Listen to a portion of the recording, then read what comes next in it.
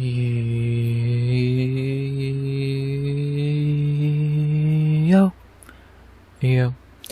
RX back with another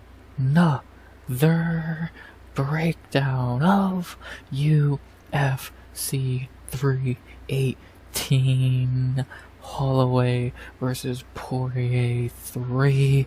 We back with another breakdown of a pretend pay-per-view. That's how I look at it. That is, well, I kind of already said, a pretend pay-per-view. It's okay. It depends on how you look at the card. If you look at the card as what it is as a pay-per-view, it's kind of shit, because this is a terrible pay-per-view. But if you look at the card as a fight night, it'd be great. It'd be a fantastic fight night. And if you look at the card, if you take off the number and you just look at the card, you know, you're a fan, you know all the fighters. It's good. It's a very good card. There's some good names on it. Going back to New Orleans one last time. Of course, Dustin's last fight, which we'll talk about plenty. His last dance, getting the whole glitz and glam, bells and whistles for his last card and fight, which he deserves, but maybe not to this extent. Fun card, big name main event, Paulo, Holland, Ige, Vettori, Allen, etc. So some big names on the card, but it's just not a pay-per-view. Now again, I'm happy for Dustin. We all love Dustin Poirier. But he shouldn't, like, a whole pay-per-view, and it's not even a good one for a toy belt no one gives a shit about? I don't know about that one. Like, I don't know. It's a good card, but it's a shit pay-per-view. It's the best way to wait at. Like, if you look past them wanting $90 goddamn dollars for this bullshit, the cards are good. But then you remember they want $90 for this bullshit, so I don't know, it's alright. Nothing amazing, but nothing awful. It should be fun, which is the most important thing. It should be fun. So that will be interesting, at least. A lot of fun fights on the card, so we can at least look forward to that. But again, to have a number on top of this is kind of disgraceful to pay-per-views, especially just looking back at 317 and 316, which are both pretty alright. This is a downgrade on paper. Again, I hope I'm wrong. I hope this is the greatest pay-per-view of all time. But I doubt it. So, but again, I'm happy for Dustin. Dude's a fucking first ballot Hall of Famer, a legend, all this shit. Going to go out at home, back in New Orleans for the first time in a long time. The UFC is, I think they said, like 10 years. So that's sweet. And, yeah, it's gonna be a fun card. It still should be Gautier and Poirier, but you know, it's fun. It's some fun fights on it. I'm excited, even if I don't agree with it being a pay-per-view. I'm so excited for it, and yeah, it should be interesting. Should be fun. So yeah, not really much else to say there. I think I've said everything. We have 14 fights to break down, so let's not waste too much time on the intro. The last thing I'll say before I get into the breakdown is, as always, the normal YouTube bullshit. Like, comment, and subscribe.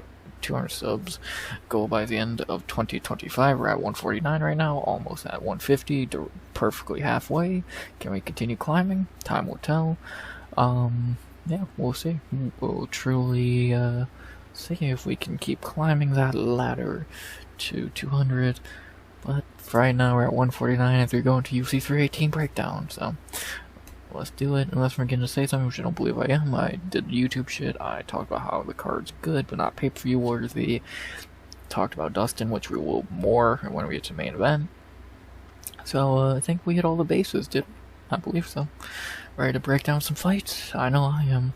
14 fights to break down in New Orleans, Louisiana, NOLA, in the Smoothie King Center. One last ride for the Diamond at home. Let's break down his card. 14 fights, UFC 318 breakdown. You ready? I know I am. Let's do it. We don't want to waste a lot of time on that intro because we got a lot to talk about. So let's get into our first fight of the night in the flyweight division, and our first hometown fighter of the night, one of 3 on this card, and we begin with the first one, the lesser of the 3, but still an interesting one, as we have in our first fight of the night, beginning with the females like we always do it seems, we have in our first fight of the night in New Orleans for the first time in 10 years, and they get a hometown fighter to kick it all off. We have in our first fight of the night, our only female fight of the night, crispy Carli Judice versus Nicolle Caliari. Decent fight. Not a spectacular one, but decent. I would actually have this higher on the card because I think the hometown fighters should get a little bit of a boost, but I get why this is opening the card. Begin the night with a hometown fighter. Crowd's gonna start off hot. Maybe some more people will be in the building than usual. I get it. I still would have it higher, but I get it. And should be an interesting one to begin the night. First fight back in New Orleans in 10 years, and we begin for hometown fighters, so let's look at said hometown fighter. As for our first fighter of the night, we have the hometown from Louisiana, 4-2, Carli Judice, 26 years old, from Lafayette, same as Dustin, 1-1 in the UFC, coming out of Contender Series, where she did lose on the Contender Series, but it's the rare time I actually agree she did deserve a contract, because she had one of the best fights in Contender Series history with Inesta Carrasqueta. And then her UFC career has been weird.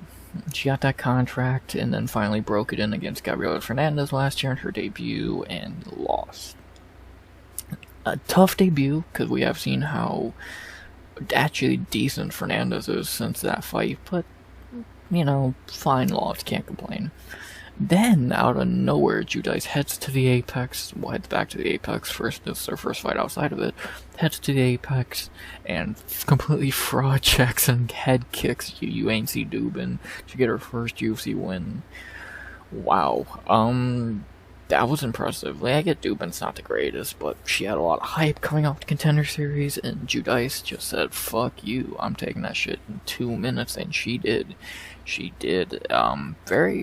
Judice is getting better. We're literally seeing Judice get better before our very eyes, which is not shocking.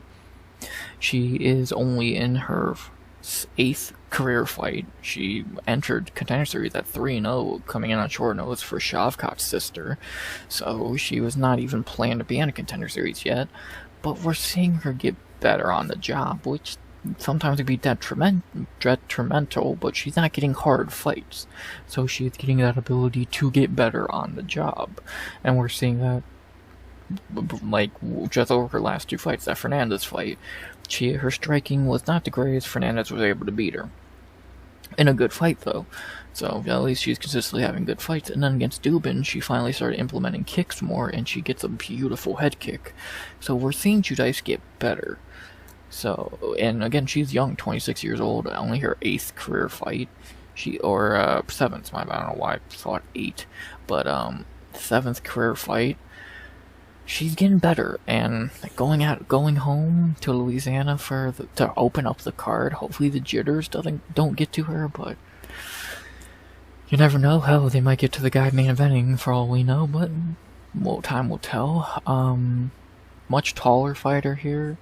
We'll see if Judice, again, she's getting better. Her striking is decent. Her kicks are getting better. The one thing we haven't seen, and we're gonna see here for sure, is her ground game. I don't think she's shot a takedown, which she should have against Fernandez, and I don't think she's been shot on, so we have no idea about her grappling, so that's gonna be an interesting dilemma here. But outside of that, we'll see if Judice, she's getting better, interesting prospect at flyweight, opening up the card, especially for the hometown fighters. We'll see how she does. She's getting better before our eyes. Good striking, good cardio. We don't know about the grappling, though. But someone who will test that grappling is the opponent going into enemy territory, Nicolle Caliari. Her opponent, 8-3, 28 years old, 5'3", much shorter. Caliari in the UFC is 0-1, coming off Contender Series, where she did get a very nice armbar win, and then her UFC debut didn't go as well. She fought Inesta Carrasqueta, funny enough. I think we've heard of her before. Judice's old friend, and she didn't look amazing. she did lose that fight. It was close, but I believe they got it right from what I remember. She looked alright, not phenomenal. She's not the greatest fighter in the world. Her striking is not amazing. Her grappling's alright, even though she did get submitted by Kay Hansen. If we all remember Kay Hansen, that's not great. She's alright. She's not, like, again, she's much shorter here, 2 years younger, but more experienced. And she has ginormous fucking arms, so she can strike. She has a little bit of power, you would imagine.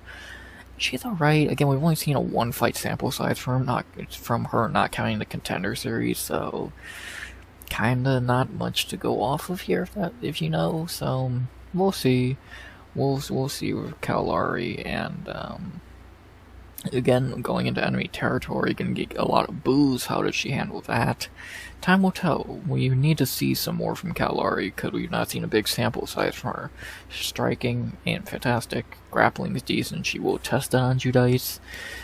So, but a lot shorter, which is worrying. And it's just not a lot to go off of for Caliari yet. We really don't know the full package of her. And she shouldn't even be a flyweight. She probably should be a strawweight with how tiny she is, but I kinda can see why she fucking isn't, so we'll see. Bayouts for this fight have Carli Judice minus 260 to plus 215.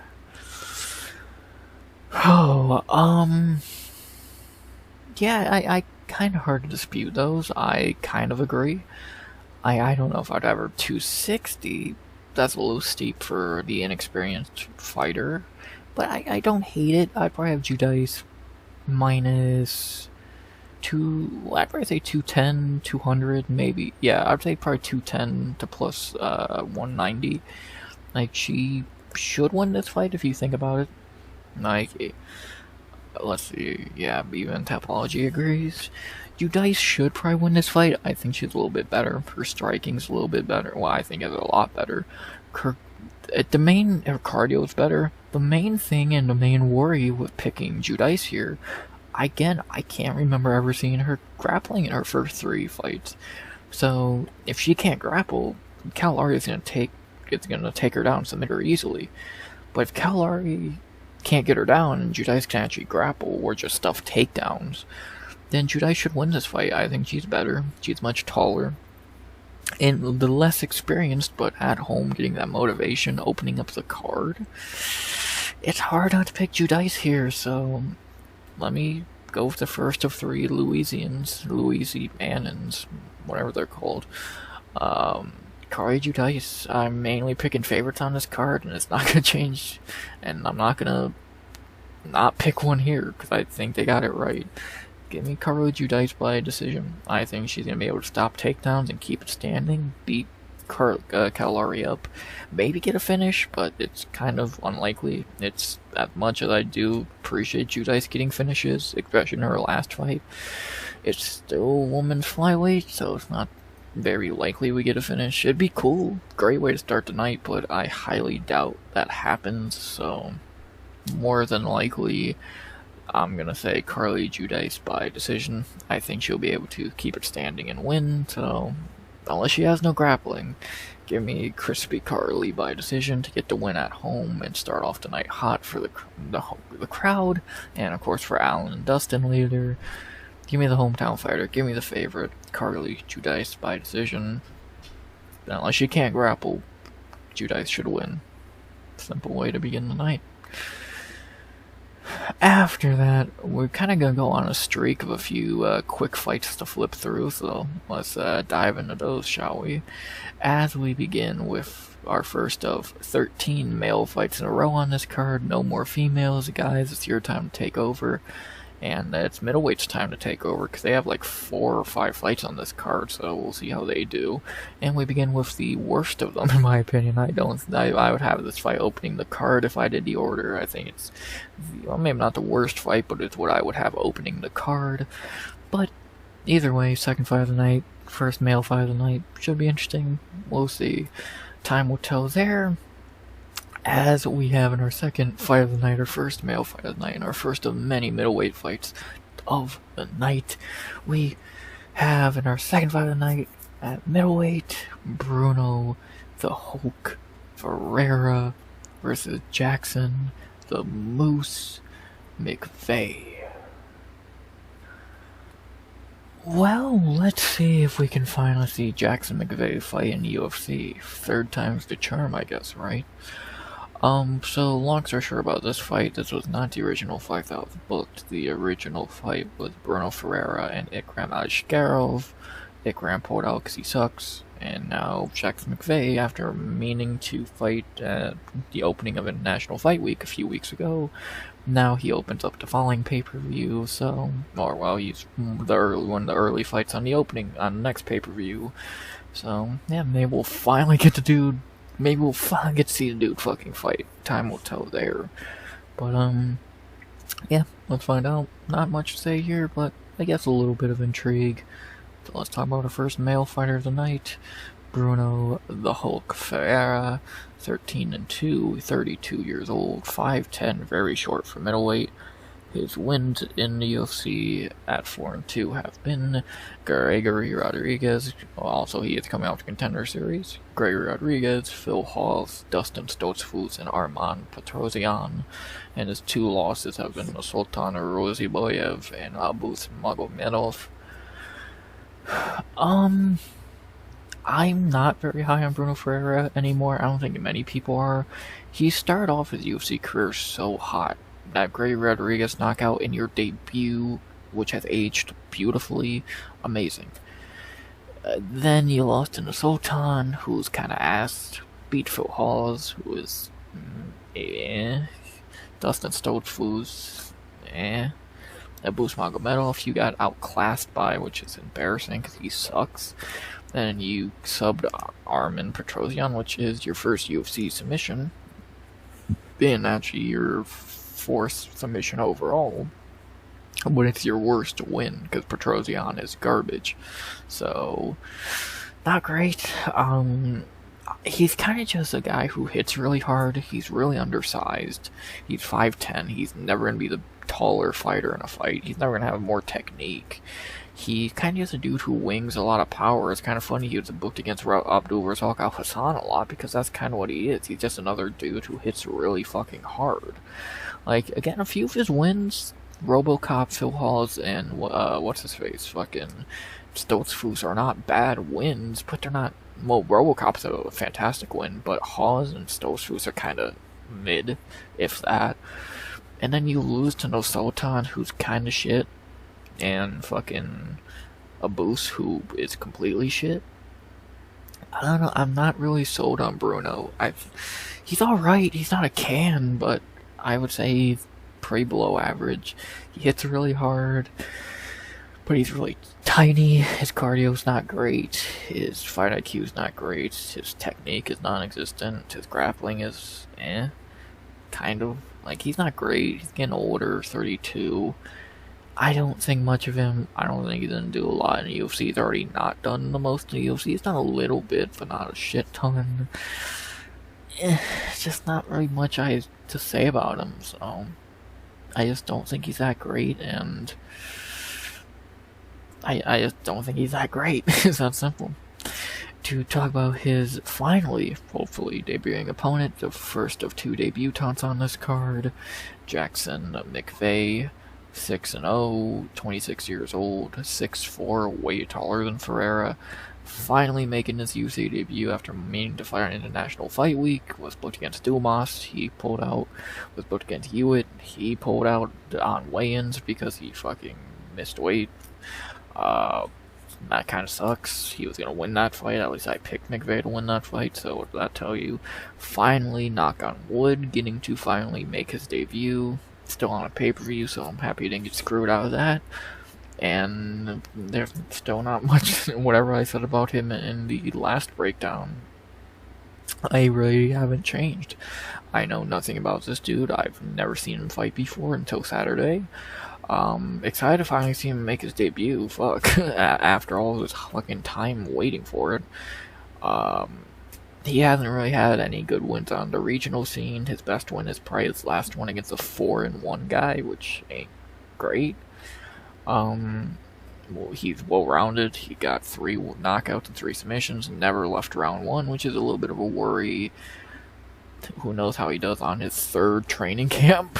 Like, the dude's had 3 different opponents, so we'll see how he does on his 3rd goddamn training camp. And, again, knock on wood, he can finally make it to his debut, because it's long overdue. Tell you that, I don't got much to say about a dude I've never seen fight before. Let's finally see him fight. That's simple. The bang odds for this fight have Bruno Ferreira minus 645 plus 450. I don't know about those. Like, how it's the Hulk versus the Moose. That's a pretty competitive fight. No, I would have Bruno minus 500 on the dot.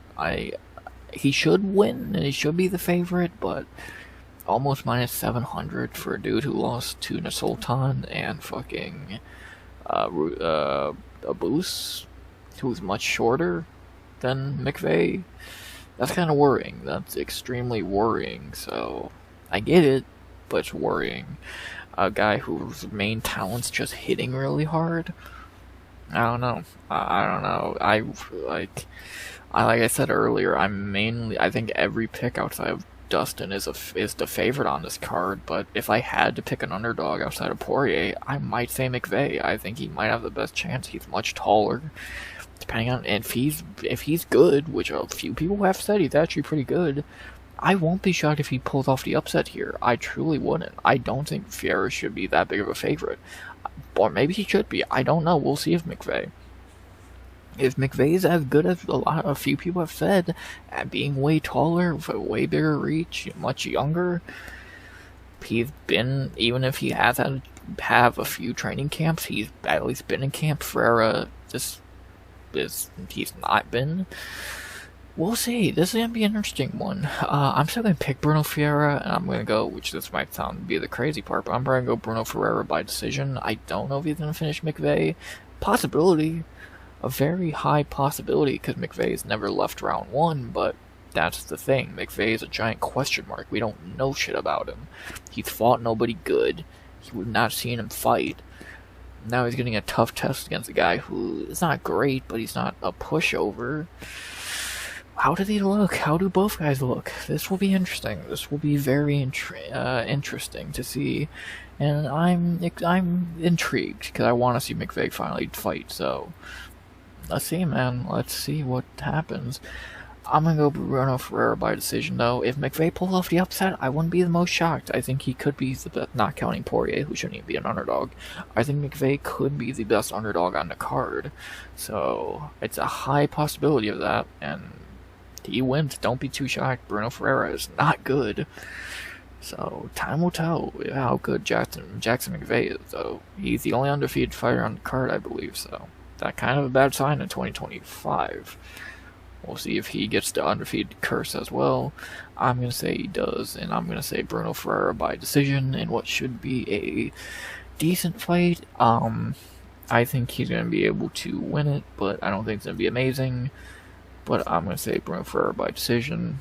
I'm going to say Bruno doesn't shit the bed, and I say he beats the undefeated guy, but time will tell. Give me the favorite. Bruno Ferreira by decision. In our first male fight of the night. After our first many middleweight fights as well, so yeah. After that, we go to the middle of the early prelims, which is kind of crazy to say. A 5-fight early prelims is pretty badass. I love those.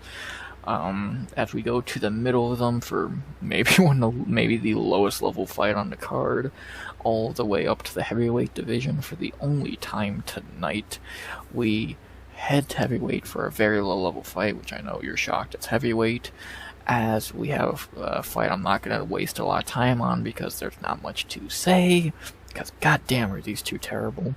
We have our third fight of the night, the middle of the early prelims, our only trip to heavyweight tonight. We have Ryan Superman Spann versus Łukasz the Bull Brzeski. We had Hulk versus the Moose, now Superman versus the Bull. Interesting nickname battles on this card. I'm not gonna waste a lot of time here. Ryan Spann better fucking win this fight. Yeah, he's terrible. I'm not gonna dispute you there. Ryan Spann is fucking terrible. But he should be able to beat Łukasz Brzeski. If you can't beat Łukasz fucking Brzeski, like, I get, like, this is Ryan Spann's second fight at heavyweight after moving up and getting fed to Waldo Cortez Acosta in his heavyweight debut.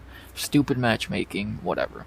Now getting a more reasonable opponent, the 1-5 Poland, back-to-back Polish fighters on this card, native Łukasz Brzeski, who a lot of people don't even think he won the Walter Walker fight, so easily could be 0-6. This is a gimme fight for Ryan Spann. The UFC is still trying to push Ryan Spann and give him free wins like they did with OSP, where he looked okay. Not great, but okay. Like, we know Ryan Spann fucking sucks. The dude's garbage.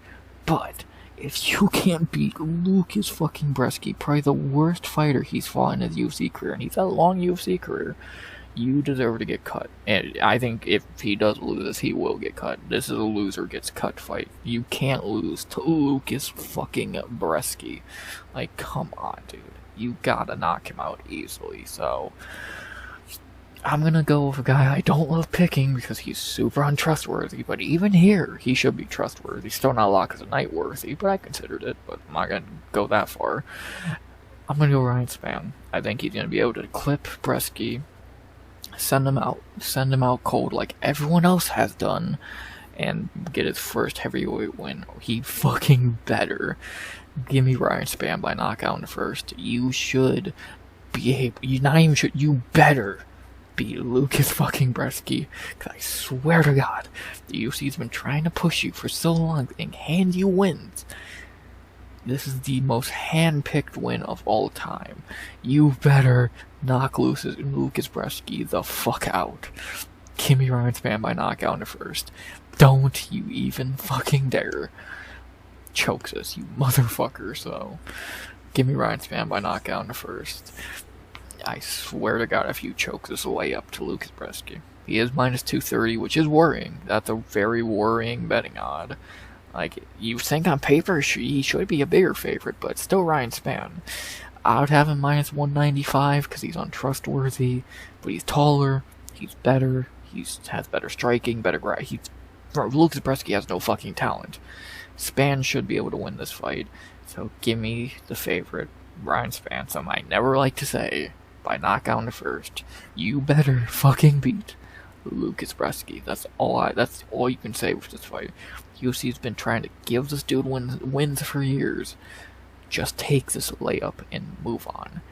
Ryan Spann, knockout in the first. I swear to fuck if you choke. I swear to fuck.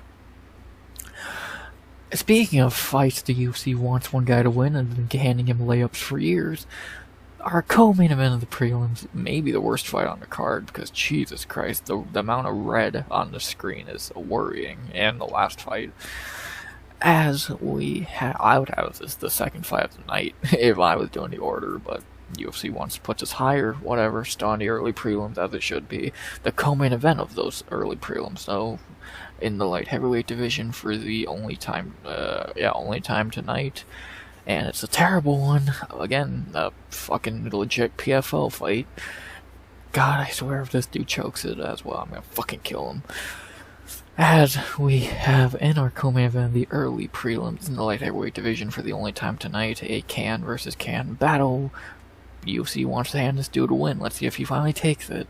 As we have in our early prelim co-main event, Jimmy the Brute Crute versus Marcin Prachnio. Here we go. Jimmy Crute trying to get a win again for the first time in like 10 years. I swear to fucking God, if you choke this layup against Marcin Prachnio, let's talk about it. We'll begin with the UFC's boy, who they've been trying to give a win to for like 10 years now.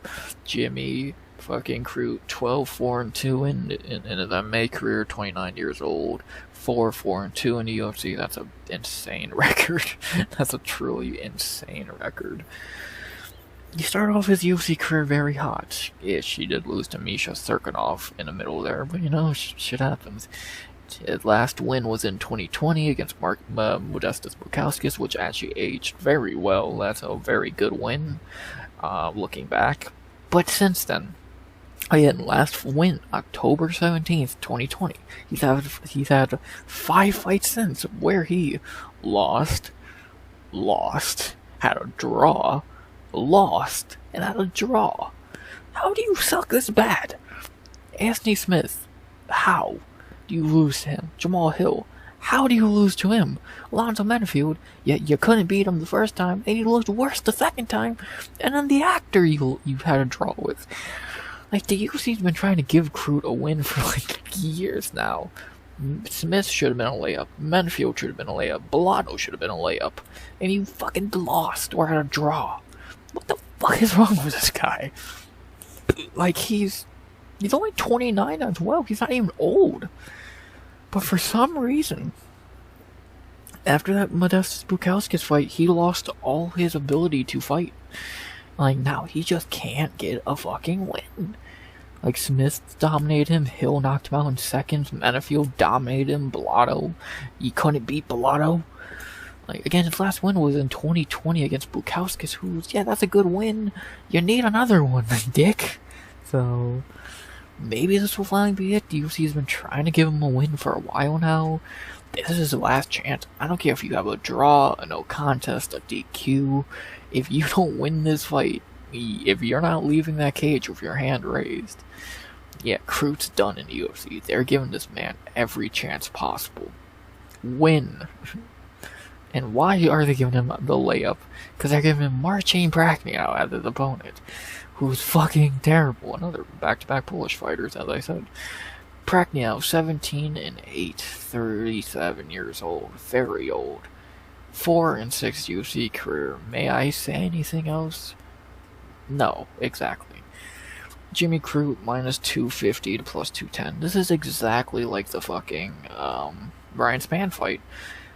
You better win this fight. The UFC is trying to give this man a free win, and they can't go any lower than Marcin Prachnio, for fuck's sake. Like, who else do they need to give you? Alexander Gustafsson? Like fucking Paul Craig? They can only dig so deep to give you a win. You gotta win eventually. So, Crute should win this. Crute, whatever you want to fucking call him, should win this. He's way younger. He's way more talented. Even if I don't even know what the talents are anymore, he should be way more talented. You better beat Marcin Prachnio. Prachnio is garbage. Just win a fight, dude. The losers, well, I don't know if they're gonna cut Prachnio, but if you lose this fight, Crute, you're done. You can't come back from losing to Marcin Prachnio. You gotta win. The UFC's handing you win, just like Ryan Spann, against terrible Polish fighters. No offense, Poland, but you're fighting. These two are garbage, Prachnio and Brzeski. Crute, win, okay? My pick here, I hate to say it, I've not said it in a long time. My pick here is going to be Jimmy Crute by decision. Just like Ryan Spann, you have to win this fight. There's no excuse at this point. Win. It's that simple. Just win. So, my pick, yeah, I'm going to go with what the UFC wants. I'm going to believe in them. Give me Jimmy Crute by decision in a fight I'm dreading to watch, and I'm dread to pick even more. But I will give Jimmy Crute hope one more time. I'll have hope he doesn't shit the bed and he can actually win a fight. Give me Jimmy Crute by decision. Not gonna be a good fight, but if Crute can just get the job done, that's enough. Don't shit the bed. Jimmy Crute by decision against a terrible 37-year-old Marcin Prachnio. Oh my god, I swear to god, if these two idiots choke, I'm gonna fucking strangle them. I swear to god. Like, no offense, Poland. Your boys are garbage and they should lose. I swear. To be honest, if you had a Prachnio Brzeski parlay, I wouldn't be upset at you. It's a possibility that Crute and Spann could shit the bed. Which is sad. The UFC's handing them wins, so don't fuck it up. Crute, Spann, win. That's all I can say. That's all I gotta say about the co-main of the early prelims. Enough talking about shitty fighters against Polish fighters. Let's get into our featured early prelim. In the welterweight division for the first time of, I believe, 3 on this card, so interesting night at welterweight as well. As we have in our featured early prelim, our second and final debutant of the night, who should win very easily on this debut night. We have in our featured early prelim our first fight at welterweight, and our last debut of the night, Adam Fugitt versus Islam the Reaper Dulatov. Damn, this man stole Islam's first name and Robert Whittaker's nickname. The fuck? Jokes aside, I think we all know what's gonna happen. This featured early prelim, at least we know what should happen. Hyped up debutant from Contender Series, mid-ass fighter. Should not need to waste a lot of time here. Let's talk about the veteran here. Adam Fugitt, the fastest man alive. 10-4, 36 years old. For real. 2-2 in UFC. In his UFC debut, he stepped in on short nose against Michael Morales and got smacked. Then he fought Yusaku Kinoshita and actually won a fight. But then we learned, yeah, Kinoshita's fucking terrible. Then he fought Mike Malott, who's just Canadian Gabriel Bonfim, and he got beat. You know, he did alright in that fight. And then he beat Josh Quinlan late over a year ago last year. And I predicted that when he was the big underdog. Thank you for that one, Fugitt, one of my better calls last year. And now he's back after a year away to fight Dulatov, who he was meant to fight back in February with Billy Ray Goff, and now it's Dulatov again.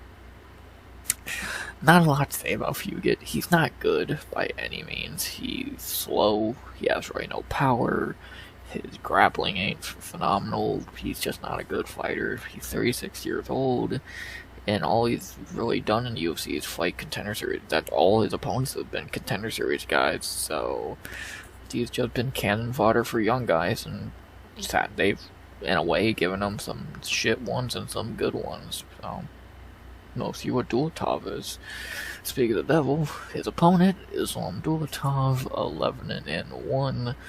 26 years old, from Germany, one of the only German fighters now on the roster, joining Abus Magomedov and Dustin Stoltzfus, I believe. Is there someone else I'm forgetting? I don't believe so. Dulatov made his UFC debut, obviously coming off Contender Series late last year, back in October, where he got a vicious elbow knockout, one of the better performances from last year. Got a lot of hype from that fight. Quit his job as a model, no bullshit, to be a fighter. Or maybe he's still modeling, I don't know. That's something about him. Now in the UFC, making his debut after a good time since the Contender Series fight, and we'll see what he can do. He looked very good on Contender Series. He's still young at 26 years old, 11-1. He has mainly knockout wins, but a few submission wins as well. He's not undefeated, so he knows what losing is like, so that's not going to be some new thing for him if it ever does happen, so he's not going to be worried about losing. Yeah, we'll see what this kid can do. The only other debutant of the night in an arena, ending the featured early prelim, or being the featured early prelim, so the UFC has some hype for him, putting him in a pretty big spotlight. Let's see what he can do. Like I just said, Fugitt's mainly fought Contender Series guys, some good, some bad. What category will Dulatov fall into? Probably the good kind, so let's find out though. The betting odds agree with me, having Islam Dulatov minus 625 to plus 430. Yeah, kind of hard to disagree. I would probably have Dulatov minus 600. He should win this fight.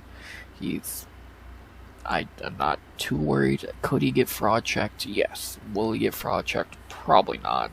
Like, I know every card in 2025 needs a fraud, but I don't think it's going to be Islam Dulatov, let alone versus Adam Fugitt. He's 10 years younger, he's much bigger, he's much more explosive, he's much faster, which anyone's faster than Adam Fugitt. He probably could win on the ground if he wanted to as well. UFC's giving him a hand-picked layup, so in his debut, give me Islam Dulatov by knockout in the first. you should be able to put Adam Fugitt away pretty easily. Again, Fugitt's really just been cannon fodder for young guys in UFC, so I don't see it being any different here. So give me Islam Dulatov by knockout in the first. I don't see him getting fraud checked by Adam Fugitt like a few others have in the past, so give me Dulatov by knockout in the first. Not really much else to say. Let's see how the kid does in his debut. One of the last fighters to debut from last season's Contender Series. Let's see how he does. One of the more hyped dudes to debut from last year's Contender Series. Let's see how he does. Islam Dulatov by knockout in the first to win his debut and end the early prelims with a bang. So yeah, those are the early prelims. Not bad. You can find a positive in almost every fight. This should be an interesting fight with the first hometown fighter. Ferreira and McVey could be alright. Ferreira's usually exciting sometimes. This should be a quick knockout. If Spann doesn't shit the bed, yeah, it's kind of hard to find positive here. Jimmy Crute should win, but who knows how exciting it will be.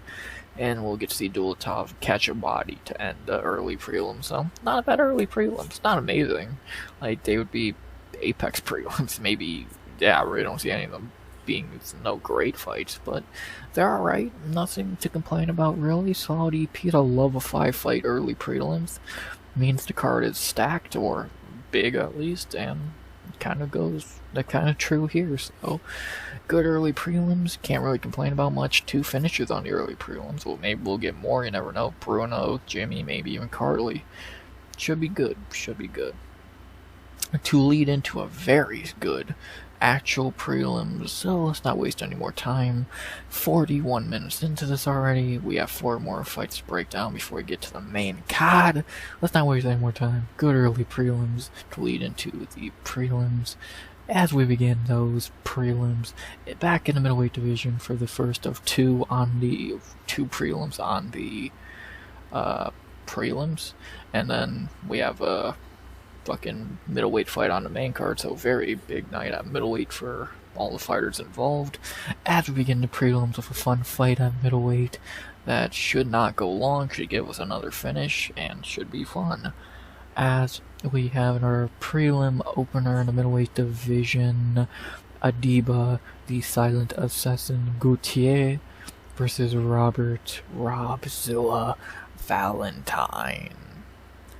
Or better known as, if you know, you know, Francis Ngannou versus Yuri Prochazka.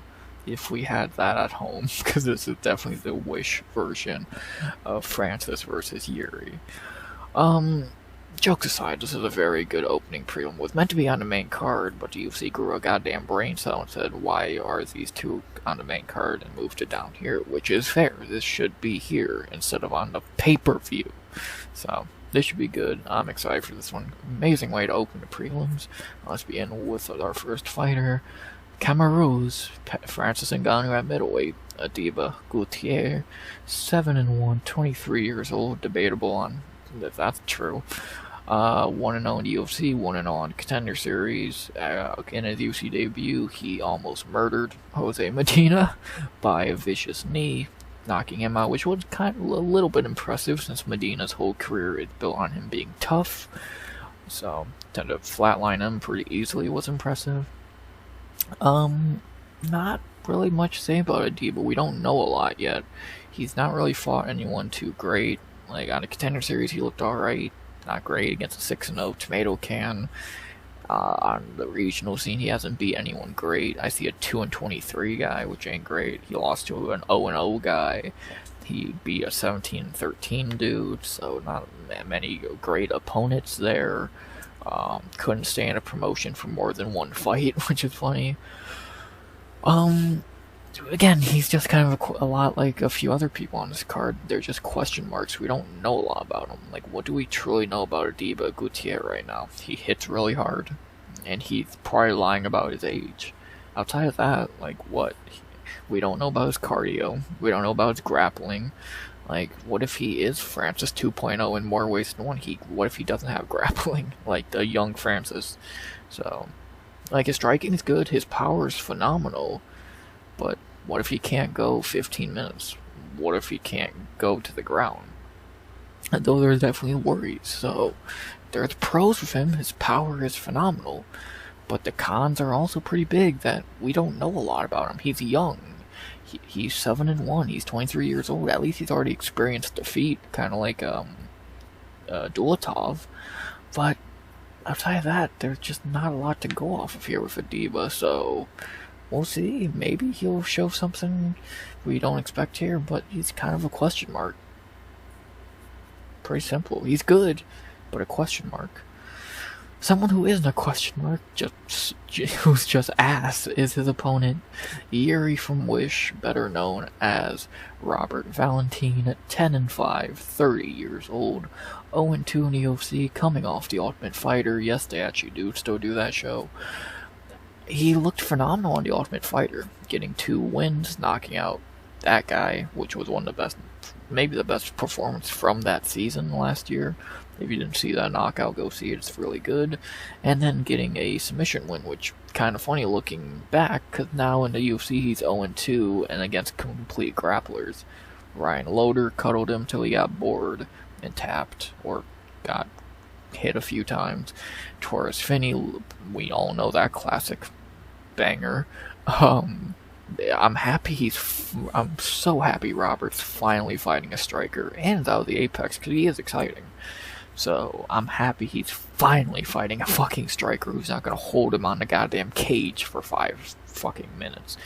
So I still think he's gonna lose and get cut after this, but I'm at least happy he's getting a chance to fight someone who actually is gonna try and fight him and not just fucking cuddle him. So happy about that, and let's see how he does.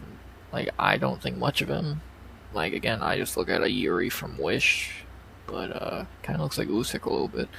But yeah, not really much to say. We'll see how he does against a striker. Probably not very well, but since he's fighting the new hot kid on the block. But let's find out, man. Let's find out. The bang out first fight have Ateba Gautier, minus 550 to plus 420. Yeah, I would kind of agree. I'd probably have I think that's kind of on the nose. Like, Ateba should win this fight. The only worry is if Valentin comes off a grappling game plan. If he does, that could be interesting. If Ateba doesn't have the cardio to do that, or the ground game to stop him, that'll be interesting. But more than likely, Valentin's tired of goddamn grappling in the UFC and he's ready to fight, and he's going to walk right into a fucking big shot and get murdered. So, more than likely, I'm going to say Ateba Gautier by knockout in the first. He should put Valentin in a fucking body bag and get his second UFC win. So, I do feel bad for Valentin. He finally gets a striker and he gets mini Francis Ngannou, but what can you do? Maybe he becomes a grappler here and can do something, but I doubt it. And I say Ateba Gautier by knockout in first. Should be a fun fight. Someone's going to go down. Maybe Valentin could clip Gautier, but I highly doubt it. I'm going to go Ateba by knockout in first. Not really much else to say there. Valentin's just cannon fodder here. He's going to lose his third fight in the UFC and get cut. So, happy he's finally getting a striker, but at what goddamn cost? So, not really all I gotta say for a fight that's pretty one-sided. Give me the new kid on the block, the new Francis Ngannou.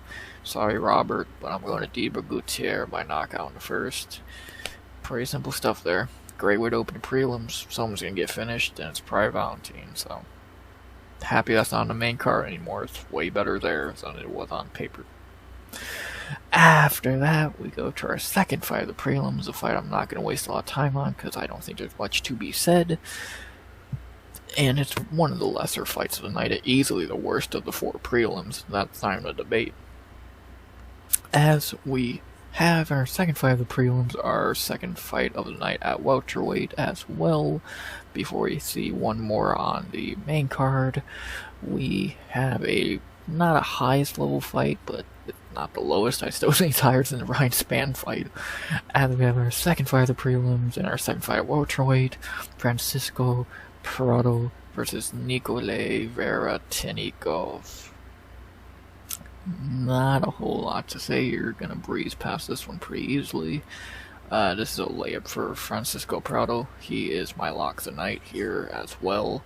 He should easily beat Veratenikov, who shouldn't still be in the UFC after that temper tantrum he threw against Austin Vanderford, pushing him after the fight and all that. Prado's not a bad fighter. I get he's on 2-fight skid, but against Zellhuber, who's on the main card, and Jake Matthews, who just won last week, and that was a stupid-ass fight for his welterweight debut by the UFC, so this is a much more logical fight. A dude he's way better than, shorter than, which is a little worrying, but Nicolle has no fucking talent. He lost to Barlow, who's ass, and fucking Vanderford, who's alright. Prado should beat him. Prado's still young, 35 against a 23-year-old.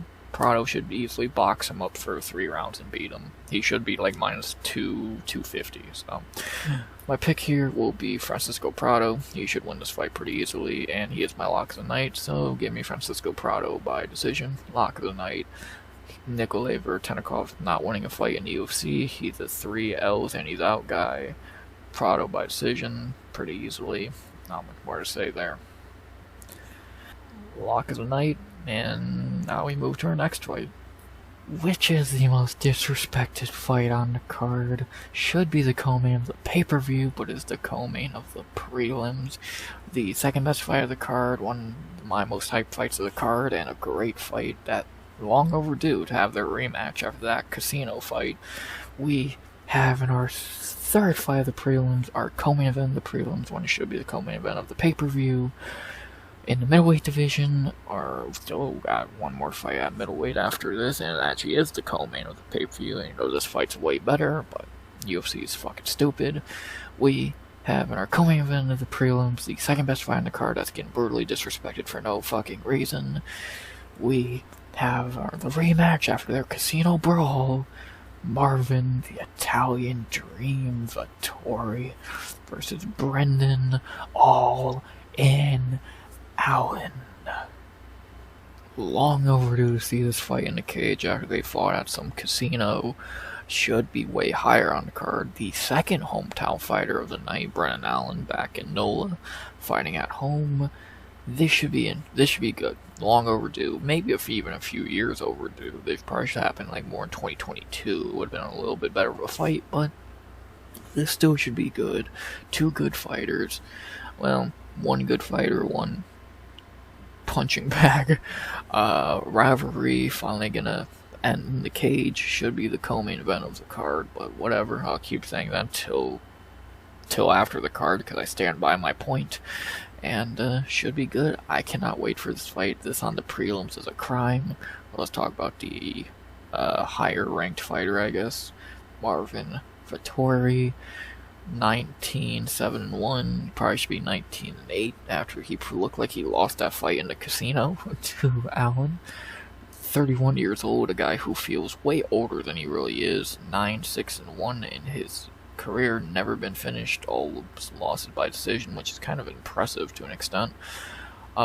His wins in UFC have been Alberto Yuda, Victor Miranda, Cesar Ferreira, Andrew Sanchez, Carl Robertson, Jack Hermanson, Kevin Holland, Paulo Costa, and Roman Dolidze. His losses have been Antonio Carlos Jr., Israel Adesanya, Robert Whitaker, Jared Cannonier, and Roman Dolidze, and he had a no contest or draw with Omari Akhmedov. Vettori, I never thought was that good to begin with. His only, decent wins in UFC are Holland and Jack Hermanson, and probably just Holland. Both guys, probably best to win is Kevin Holland, so take that as you will. I never thought Vettori was very good. He's strong, his grappling's alright, his striking was never great. His chin has always been maybe the best in the UFC, the Italian Zombie. That Cannonier fight's still one of the most insane things I've ever watched. He made his return back earlier in the year after a long break after that Cannonier fight, having a rematch with Roman Dolidze back in March where he looked super washed. Dolidze easily beat him, and I called Dolidze as an underdog. Thank you very much for that. yeah, like now finally fighting Brendan Allen after long overdue. 31 years old, going into enemy territory. What does Vettori have left? He's what, 2-3 in his last 5, 4-2 in his, or 2-4 in his last 6. Hasn't really beat anyone that great outside of Kevin Holland. Like, I never thought he was a great fighter to begin with. His striking ain't great. His grapplings are only great because he's strong. His chin's great. Cardio ain't fantastic, so he's not great. I don't think he has a lot left on the tires at this point. That Cannonier fight took years off his life and career. So let's see what he really has left. Like, at 31 years old, gonna be 32 in a few months. Let's see what Marvin has left in the tank. Like, can he still make a... Well, no, he's not making a run, but can he still pick up a win or two? We'll see. He's not getting an easy one here. A harder fight to Rome Dolidze. His opponent, the New Orleans native, Brendan Allen. The second hometown fighter of the night. 24-7, 29 years old. I've talked about him and this fight plenty this week. Probably too much, to be honest. In the UFC, he is 12-4, coming off the Contender Series. His wins in the UFC, and actually had a great win on Contender Series there. Jeffrey, good win there.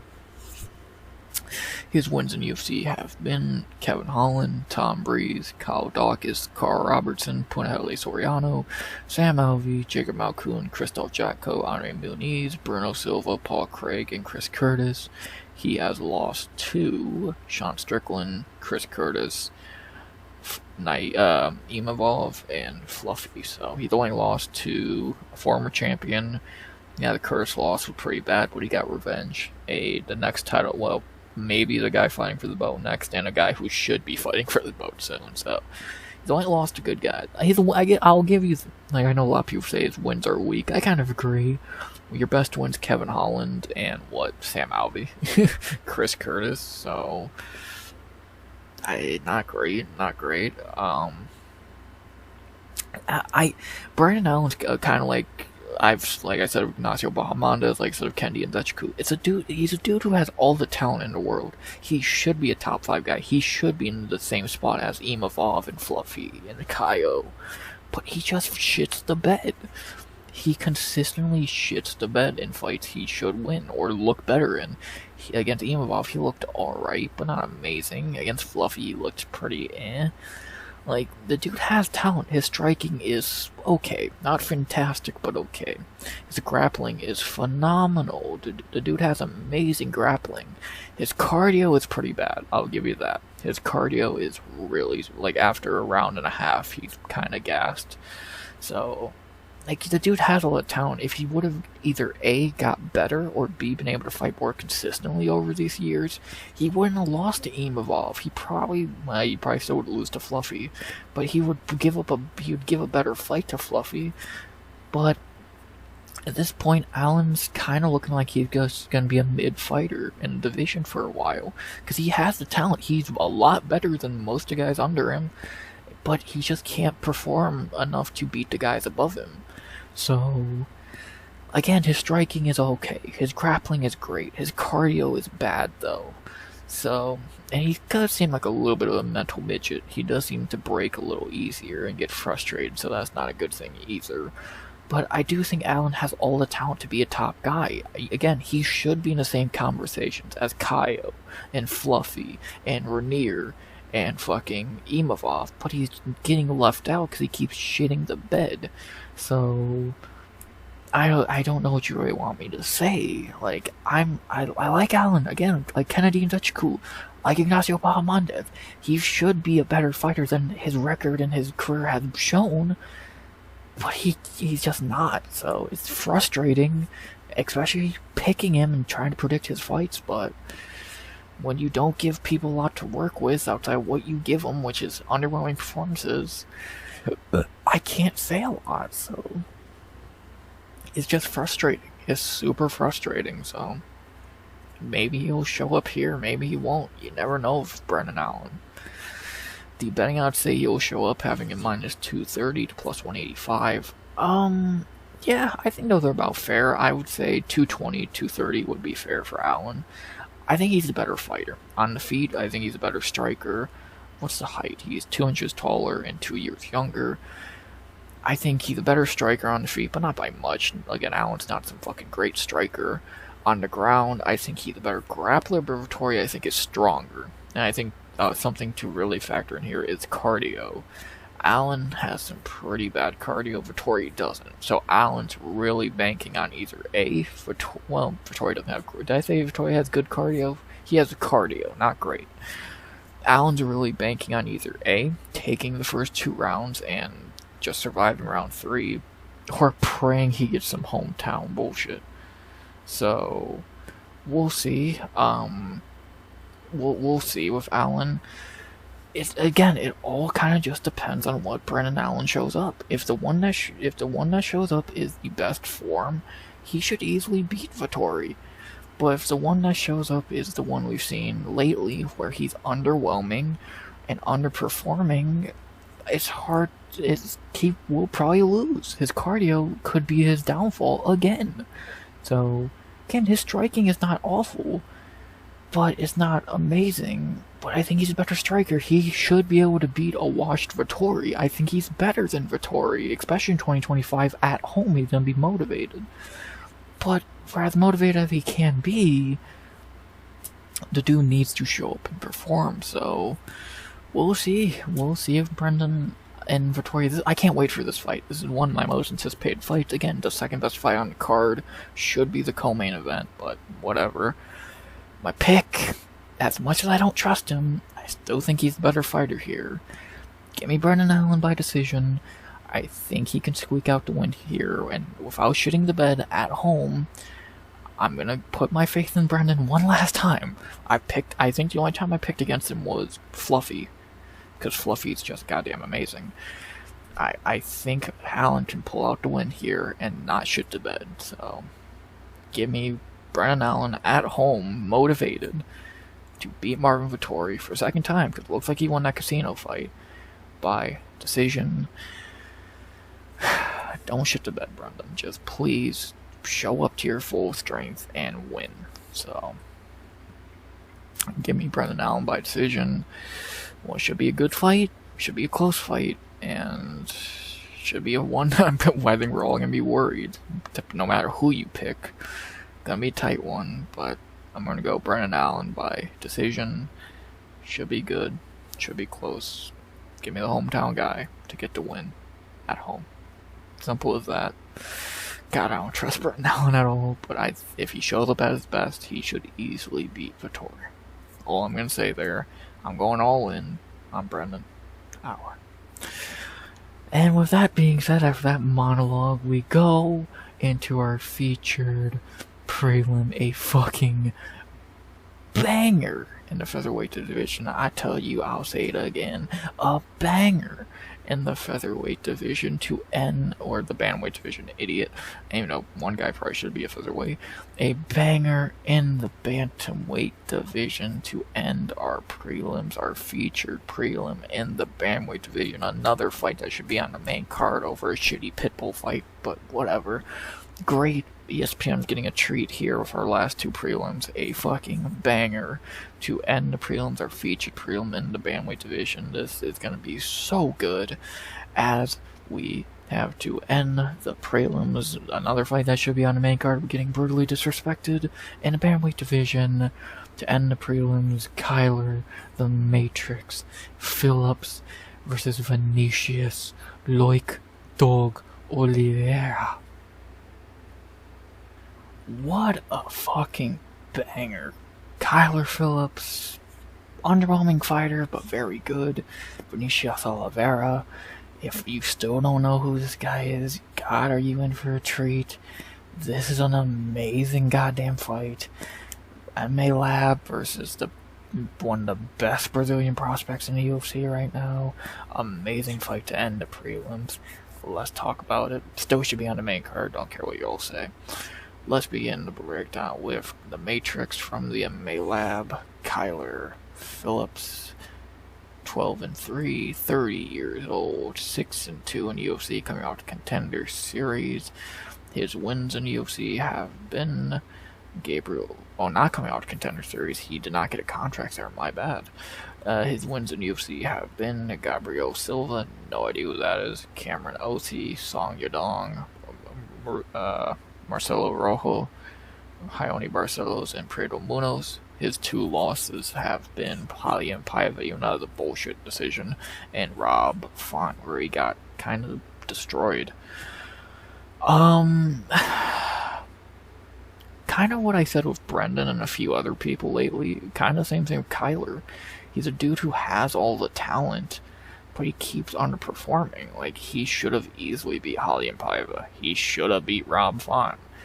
Like, he looked good against Raoni and Pedro. That Raoni win's aging fucking beautifully. But outside of that, like, he got embarrassed by Rob Font. And I get in a gym where you got 4 great fighters in the same weight class, in the same rankings. Sean O'Malley, Mario Batista, Marcus McGee, and Kyler Phillips. I get it might be hard to fucking all... I don't know if Kyler's jealous of the others or what. But he's definitely looking like the black sheep of the group. O'Malley was champion, Batista's on a winning streak, McGee's fighting Piotr Jan, which that's going to end badly. But Kyler is kind of still in the same spot he's been for a while. Okay, but when is he going to make that jump? The dude beat Song Yadong, for fuck's sake, and since he's went 3-2. And he's not active either. He's getting more active, I'll give him that, but, like, he's just not really been the most active fighter. And again, after that Song Yadong fight, he shits the bed against Valentin Paiva, Rojo, shit, Barcelos, that's fine, that's a good win. Munoz, and then shits the bed against Rob Font. Like, Kyler's better than his record says, but just like Ignacio, just like Brendan, just like Kennedy, he just keeps falling short at the last hurdle, and that's just been his career story. He's better than his record says, but he just doesn't show it. And like I say with these guys, after a while, what do you want us to do? Keep saying what if or move on? And with Kyler, especially with this matchmaking, looks like the UFC is moving on, so maybe we should as well. Because he is fighting the extremely scary, dangerous, and talented 22-3 Vinicius Oliveira, 29 years old, 3-0 in the UFC, coming off the Contender Series. In his 3 UFC wins so far, he has beat Bernardo Sopai, Ricky Simone, and Said Nurmagomedov. This dude is fucking amazing. He killed Sopai, which that's a great win. Sopai's a very good fighter. 30-27 Ricky Simone, which is aging like a fine wine with how Simone's been doing lately. And then he beat Said Nurmagomedov, and whenever you can get a Nurmagomedov on your winning sheet, that's always impressive. This dude's good. He should be a featherweight, I think's the main thing I could say about him. But outside of that, like, this dude, I can't... The only thing I could really say about Vinicius that's bad is his cardio. His pretty bad. He gassed pretty badly against Said, but he was able to win. He gassed pretty badly against Ricky late, but he was able to win. And like, he gassed a bit against Sopai, and probably the worst performance he had against Sopai, because that was kind of a close fight, but he still won. So he's still able to win these fights just because he is that good. But luck's going to run out eventually. I don't think it's going to be here against Kyler, but he's going to keep playing with fate, and he's not going to win every time. He's extremely talented. His striking's phenomenal. His kicks are great. His grappling's solid. His power's great. He's one of the best prospects at bantamweight. He easily could be a champion contender soon. I mean, I don't think he beats Murat, but he could be in that conversation. But if he doesn't fix up that cardio, I think I said this with someone else and not long ago, how is he going to do against guys like Corey, Piotr, Marab, even guys like Font, who has alright cardio? Batista, how is he going to do against those guys? So, but when cardio is the only problem I have with you, and you're still 3-0, I can't really think of anything bad to say about Vinicius. If he can fix up his cardio, Like Dog's going to be a fan favorite, and this dude's phenomenal. So, 3-0, even with the little bit of an issue he has in his game, this dude's good. This dude's really good, and it's going to be a problem. If he fixes up that cardio or moves to featherweight, which he should, good fucking luck. The betting odds that you're thinking Kyler Phillips could pull off the upset, having Vinicius minus 180 to plus 155. I get Kyler Phillips is very good when he fights at his best, but the problem with him, he never fights at his best. So, and even if he fought at his complete best here, would Kyler beat Vinicius? I don't know. I truly don't know. So I think Vinicius should be like minus 230, 240. He should win this fight. I think he's better than Kyler, even again when Kyler is at his best. So give me Vinicius Oliveira by decision. This is going to be a phenomenal fight, and Kyler is going to test Vinicius.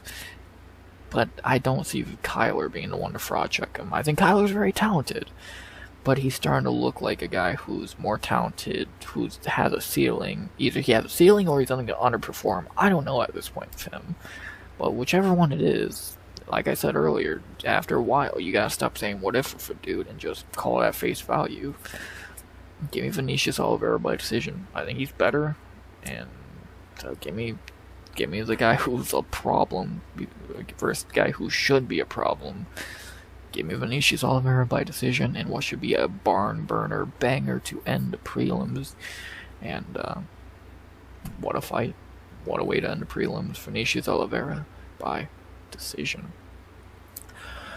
Whew, still not done, but we are close to being done. 1 hour and 11 minutes in, prelims are done.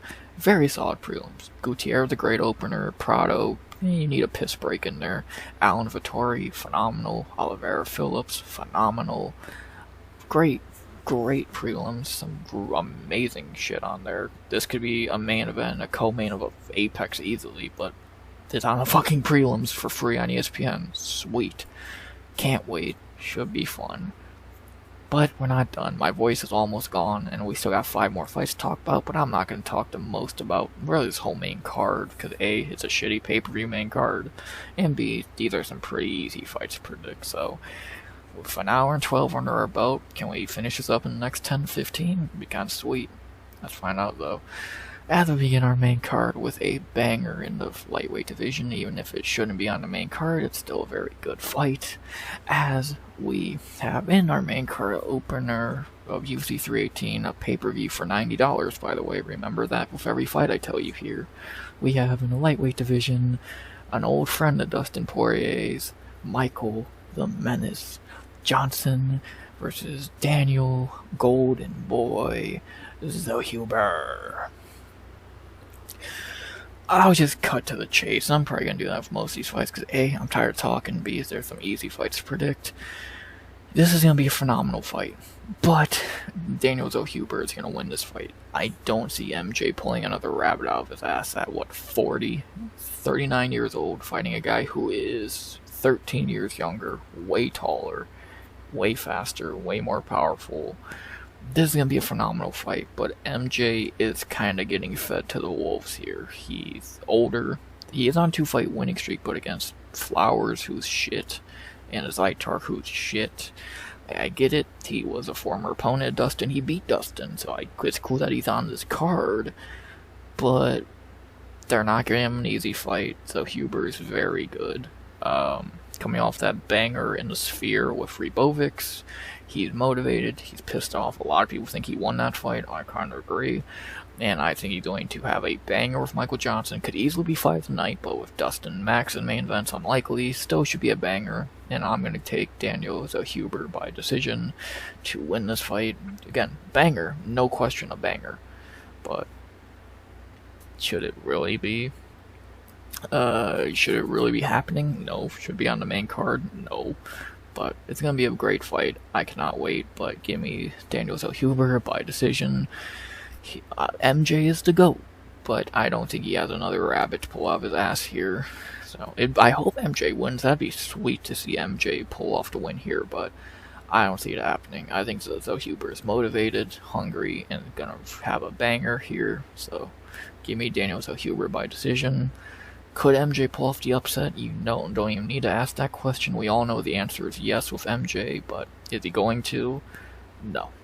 I doubt it. So, give me the minus 575 favorite. I don't know if he should be that big of a favorite. I'd have Zellhuber minus like 300, but he still should win. Give me Daniel Zellhuber. One of the options for locks tonight by decision. He should win this fight. Not much to say. Pretty simple. Banger to begin the main card, even though, or is it really better than the last two prelims? Fuck no. But it's gonna be a fun fight. And give me Daniel Zellhuber by decision. After that, another fight I'm not gonna waste a lot of time on because this is even easier to predict. Like, goddamn, they're not even trying to make these fights competitive on the main card. Again, a piss-poor pay-per-view for $90. We have going to the featherweight division for the last and only time tonight, right? I believe so. We have a layup here. Not going to waste a lot of time. Not a lot to say. Let's just get to the point. In our second fight of the main card in the featherweight division, another super easy fight to predict between Dan 50K Ige versus Patricio Pitbull. This is a complete layup for Dan Ige. Pitbull is garbage. Dan Ige by decision. The Ige should be like minus 290. He's not losing this fight to Pitbull's bum ass. Like, after that debut, Pitbull should have been fighting fucking Joe Anderson Brito or fucking Pat Sabatini. Like, Pitbull's ass. Ige layup. Like, I don't even need to say much else. Ige by decision. He could knock him out. He's been knocked out before by way lesser talents, or lack thereof talent. Ige by decision. Pitbull's garbage. That's simple. I don't even need to say anything more about that. You already know. After that, again, this is a pay-per-view, by the way. Let that sink in. We have, in our third fight of the night, after that Dan Ige win, we head back to welterweight for the final time tonight for a banger. A really good fight here. Two fan favorites, two guys we both like, two guys who should have fought back in the day. I'll talk about that story in a second. We have in our third fight of the main card for $90. You know, this fight's pretty good. This is a main card worthy fight. We have in our third fight of the night, our final welterweight fight of the night. The two very active fighters. We talked about plenty this year already. We have the most active fighter on planet Earth, Kevin, the Trailblazer Holland versus Daniel D. Rod Rodriguez. Yep, Kevin Holland's already back again for his fourth fight of 2025, and it's fucking July. This dude's a psychopath, and that's why we goddamn love Kevin Holland. He's a sociopath, and he's a great fighter too. So, yeah, I'll get to the chase with this fight. I did break this fight down back in the day, a couple years ago, when it was booked for UFC 279. But if you remember all the bullshit that happened there, thanks to Khamzat Chimaev, Holland fought Khamzat and D-Rod fought the Leech. So, yeah, I broke this fight down back then. I picked Holland then, and I'm going to pick him again here. I don't need to go into Kevin Holland. He's on 2-fight winning streak. Beat Gunnar Nelson, not a great performance. Beat Vicente Luque in a great performance only like a month ago. So, yeah, Kevin Holland's actually building a winning streak again, which sounds insane to say, but he is, and he's looking great doing it. Versus his opponent, D-Rod, who was on a 3-fight losing streak, might have been even a 4-fight losing streak at one point. But since that Kelvin Gastelum fight, he's really bounced back. Beat Alex Morono. It should have not been a split decision. He clearly won that fight. And then in the last fight, getting a great knockout of Santiago Ponzinibbio only 2 months ago, so he's turning around and fighting really damn quickly as well. D-Rod is getting pretty old, though. He's 38, so, and I don't think those are two great wins. Like, both these guys are kind of beating up on old dudes. Gunnar Nelson, Vicente Luque, Alex Morono, and fucking Santiago. Not world-shattering wins in 2025. In 2015, they would have been great, but not now. But, yeah, still. Again, D-Rod is getting older, 38 years old. He's still good, but is he going to beat Kevin Holland? Probably not. He wasn't going to beat him 3 years ago. He's not going to beat him now. I don't think Holland should be minus 410. That's kind of a steep price for a guy who can be underwhelming at times. So I'd probably say Holland should be minus 230, 240. Like, he should win this fight, and I'm going to pick him like I did back in the day, but I don't know if Kevin Holland should really ever be that big of a fight, actually against Luque, but I think D-Rod's better than Luque now, so what does that tell you? Yeah, give me Kevin Holland by decision. He should win this fight. Like, D-Rod's good. He still has some in the tank, but is he going to beat Holland, who's way longer, way taller, I don't think so. A lot younger. How old is Holland? 32, right? Yeah, so Holland should win this fight. Same prediction I had back in 2021. Kevin Holland by decision. I stand by that here. Actually, did I have picks in for that fight? No, it got canceled on weigh-in day, so I know I didn't have picks in for it. So, but I guarantee if you go back to that video, I say Kevin Holland by decision, so I'm going to stand on business and give the same pick I gave there. A, because I agree with it, and B, because it's not funny to do that. Finally getting to see this fight a few years later, but still should be good. Give me Kevin Holland by decision in what should be a fun fight, because it's the Kevin Holland fight, but outside of that, simple fight to predict. Holland on a 3-fight winning streak is crazy, but love to see it, and yeah, cool third fight of the main card. The first main card worthy fight, and one of the only two, so what does that tell you? Give me Kevin Holland by decision. Good fight, but not very much. Like, we know Holland should win. Simple as that. Finally, to get to our co-main event of the evening. Oh boy, do I got a little bit of venom for this fight. I'm not going to waste a lot of time talking about this because, oh god, do I fucking hate this fight. Our co-main event of the evening for $90 on pay-per-view. What the fuck? We have our co-main event of the evening in the middleweight division, the same weight class as what should be the co-main event of this card. Brennan Allen. We have Paulo the Eraser Costa versus Roman Kopylov. Yes, a Paulo Costa co-main in 2025. UFC, you know what we want. No, fucking bullshit. This is a joke. This should be the 5th fight of the main. This should be the main card opener, and that's only because there's nothing better to put on the prelims. No one gives a fuck about Paulo Costa anymore. He's a bodybuilder. He's not good. He's just a juiced up, steroided up bodybuilder. He's not fucking good. Stop with this bullshit already with him, UFC. We don't want to see him, let alone co-maining over guys who actually fucking deserve it, like Kevin Holland and Brennan Allen. Like, get fucking real. Bullshit fight. Kopylov, very good. Only lost to Fluffy. This is a layup for Kopylov. He's going to beat him.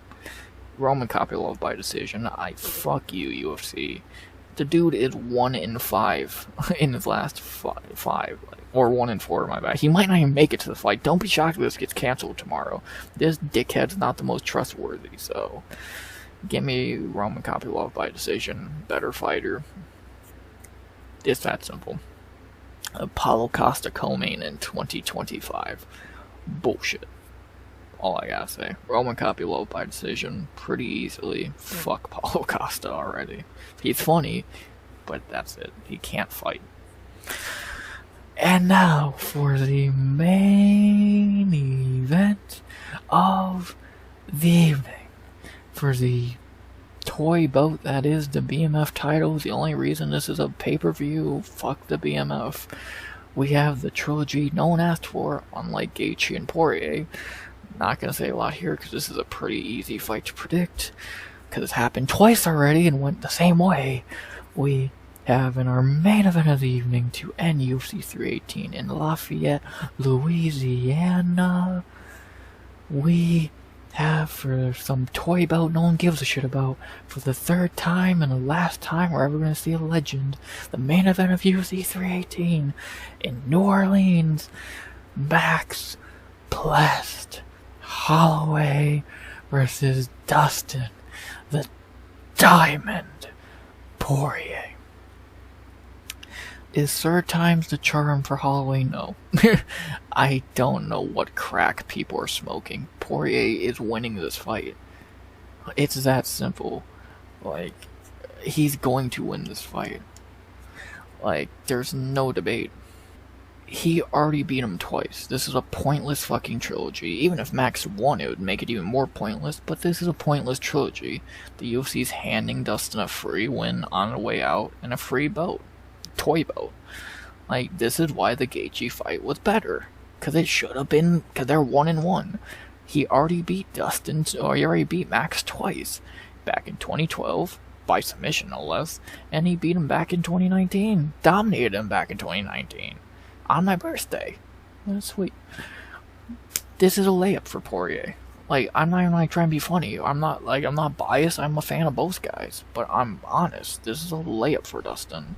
At home, getting handed a guy he's beat twice and a toy belt. Like, this is a fucking layup. So, that's all I gotta say there. And I'll say this in a recap as well. But just say a little bit about the Diamond. Again, I'm happy he's getting this. He's a legend of the sport. 30-9, 36 years old, 22-8-1. Maybe you could make a case for the best fighter to never win the belt. He's amazing. He's a legend. He had really never had a boring fight. One of the greatest lightweights of all time. Gonna go out on a win at home, which is rare to say for a fighter. Gonna get the Robbie Lawler treatment. Gonna get a happy ending. I'm happy for Dustin. I'm happy he's getting a win. The Gaethje, I think he'd beat Gaethje also. Like, if that's why the UFC didn't do it, because they didn't want Dustin to lose his retirement fight, I think he would have beat Gaethje in the third fight. And I picked Gaethje in the second fight when he was the underdog, so let that tell you. But I'm happy Dustin's going out on a win, beating, even if it's a pointless trilogy and for a toy boat. I'm happy for Dustin, getting all the glitz and glams, the pay-per-view, the hometown crowd, the tributes. Gonna be in the Hall of Fame probably next year. I'm happy for the Diamond. The man deserves it. I'm happy he's getting a layup to go out on. Good for Dustin, man. He should be the favorite here. Should be minus 300. This is a layup. He's going to 49-45 max and go out into the sunset. Lafayette with a toy boat and a win to end his great career. Give me the Diamond by decision one more time. Let's go, Dustin. That's all I gotta say. Thank you, Dustin. I'll talk even more about him in the recap, but for right now, that's all I gotta say. Thank you, Poirier, getting a layup on the way out against a guy you've already beat twice. Time for the clean sweep. Dustin Poirier by decision, and new to end a great career. Finally, with whatever left, with whatever is left of my voice, boom. That's the card. To go over my picks one last time, because I never want to talk about them again. Carli Judice by decision. Brunno Ferreira by decision. Ryan Spann by knockout in the first. Jimmy Crute by decision. Islam Dulatov by knockout in the first. Ateba Gautier by knockout in the first. Francisco Prado by decision, my lock of the night. Brennan Allen by decision, Vinicius Oliveira by decision, Daniel Zellhuber by decision, Dan Ige by decision, Kevin Holland by decision, and Roman Kopylov by decision, and Dustin the Diamond Poirier by decision to end his great career at home with a bang. To hit on a quick note before I lose whatever left of my voice, I know a lot of decisions, but how many of these do you really see being finishes? Maybe Ferreira, maybe Crute, maybe Allen. Nah, it's not. Maybe Zellhuber, maybe Ige, maybe, like, the whole main card could be finishes, but it's unlikely. Zellhuber, I doubt finishes. Well, possible. Doubt Ige finishes Pitbull. Holland could finish D-Rod. That's actually highly possible. Kopylov, I doubt is going to finish Paulo. And I doubt Dustin's going to finish Max. So if I had to put more finishes picks in, I would say Brunno. If you forced me, I would do Brunno and probably Holland. But I think they're probably going to win by decision. So, yeah. And finally, before I have a headache and I don't have a voice anymore, boom, that's UFC 318. I'm done talking about this card until, like, tonight. God damn it, I gotta talk about this card some more. Yes, I will be doing a pre-party, because I'm not gonna call it a mini breakdown, that's fucking stupid. I'm gonna do UFC 318 pre-party Friday night after some fucking off. Yeah, so catch that tonight. That's gonna be a fun stream. And then the after party after the card on Saturday is gonna be lit. And then the recap on Sunday. Hopefully, I'm talking about Dustin winning and going out on a great win, great fight, great card, yada yada. I'm done talking about this card. I have a headache. This is the second time I had to film this guy. I fucked it up the first time, so I'm a little fucking annoyed. And there's my picks. So I'm done. Can't wait for this card. Even if it's a shitty pay-per-view, it's still a good card. Happy for Dustin. New Orleans getting a good one. Hopefully, they're going to be happy. Well, I think their fighters should go 3-0. Most importantly, Dustin should win. It should be a fun night in Lafayette, Louisiana. So, we'll see. Video-wise, you'll hear from me Sunday for recap. Stream-wise, Friday night and Saturday night. I'm going to have no voice left soon, so... I have a headache, I have no voice, and I'm done talking about this card. So, I'll see y'all Friday night for a pre-party and Saturday night for the after-party streams. But if you only watch the videos, then Sunday for a recap. Hope you enjoyed the video. Please like, comment, subscribe. 200 subs goal by the end of 2025. As always, almost at 150. We're almost halfway. Let's keep growing, you beautiful motherfuckers. As always, unless I'm forgetting to say something, which I don't believe I am, because I have a fucking headache and my voice is gone. God damn it. As always, RX. Unless am I forgetting something? I don't believe I am. Out. Good vibes. Only. And